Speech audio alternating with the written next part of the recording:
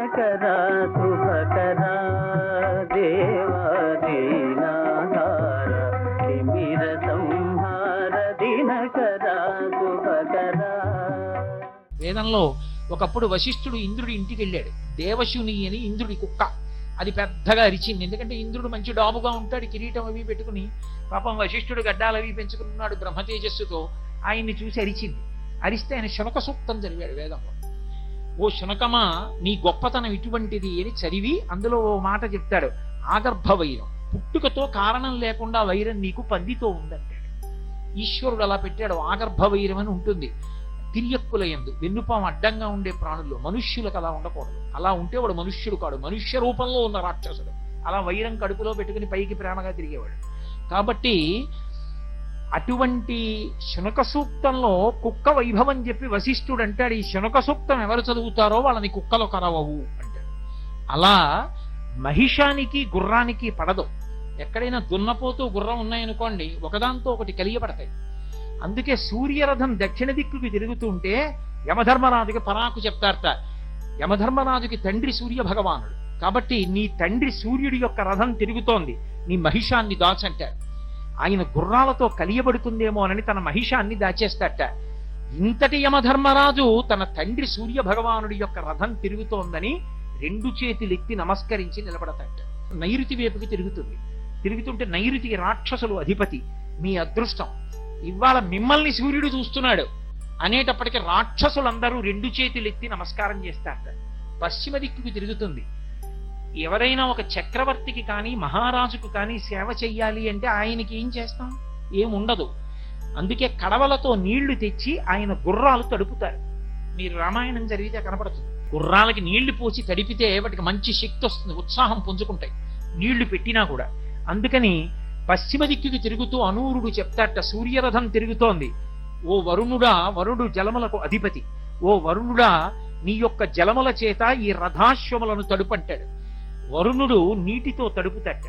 అవి మంచి ఉత్సాహాన్ని పొందుతాయి. పొందిన తరువాత అవి వాయువ్యానికి తిరుగుతాయి. వాయువ్యానికి తిరుగుతుంటే వాయుదేవుడు వచ్చి రెండు చేతులు ఎత్తి నిలబడతాడు. నిలబడితే ఓ వాయువా, తడిసిన శరీరాలతో గుర్రాలు పరిగెడుతున్నాయి, నువ్వు ఎదురుగా గాలి రా, వాటికి చల్లగా ఉండి సంతోషాన్ని పొందుతాయి. ఎందుకంటే అవి ఒక్కసారి ఇబ్బంది పడతాయిట. ఎప్పుడు అంటే ఆకాశగంగ ప్రవహించిన మార్గంలో ఆ గుర్రాలు వెడుతున్నప్పుడు వాటి కాళ్ళు అందులో కొంచెం ఇరుక్కుంటూ ఉంటాయిట. అవి లాక్కుని పరిగెడుతుంది ఆ రథం. అప్పుడు అవి శ్రమ కలగకుండా నీటితో తడపబడి ఆ వాయువు యొక్క స్పర్శ కలిగితే చల్లగా ఆ సూర్య రథం తిరుగుతుంది. ఉత్తర దిక్కుకు వస్తుందిట. సూర్యుడే ప్రసన్నంగా చూసి కుబేరుడు వంక చూసి కనుబొమలు ఎగరేస్తాట. ఎందుకు అంటే శంఖనిధి పద్మనిధి అనబడేటటువంటి రెండు నిధులకు అధిపతి, నవనిధులకు. ప్రత్యేకించి అందులో శంఖనిధి పద్మనిధి. శంఖము పద్మము ఈ రెండు శ్రీ మహావిష్ణువు యొక్క ఆభరణాలు.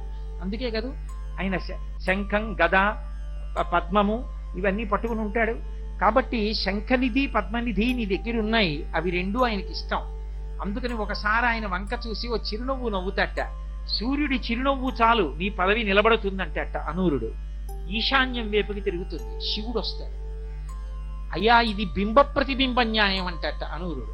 నేను ఇళ్ళ అద్దం ముందు నించున్నాను అనుకోండి, ఇప్పుడు నేను బొట్టు సరిగ్గా పెట్టుకోలేదు అనుకుంటే ప్రతిబింబానికి పెడతానా, నేను పెట్టుకుంటానా? నేను పెట్టుకుంటే ప్రతిబింబం సరిగ్గా పెట్టు కనబడుతుంది. బింబం ఒకటి ప్రతిబింబం ఒకటి కాదు, బింబ ప్రతిబింబములు ఒకటే.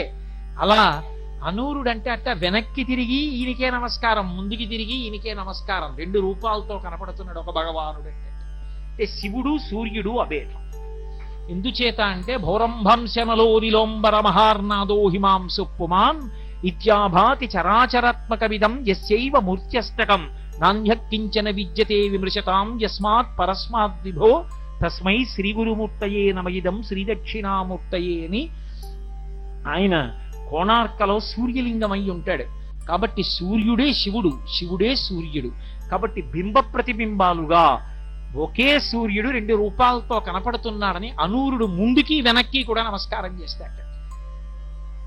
ఆ అనూరుడు రథమిక్కి కూర్చోగానే సూర్యనారాయణమూర్తి కూర్చుని ఓ అనే ముందు అనూరుడు ఇలా చూస్తాట. వెనక్కి చూస్తే రథాన్ని మొదలుపెట్టు అంటే చూడండి, లోకంలో రథ చోదకులు ఉంటారు.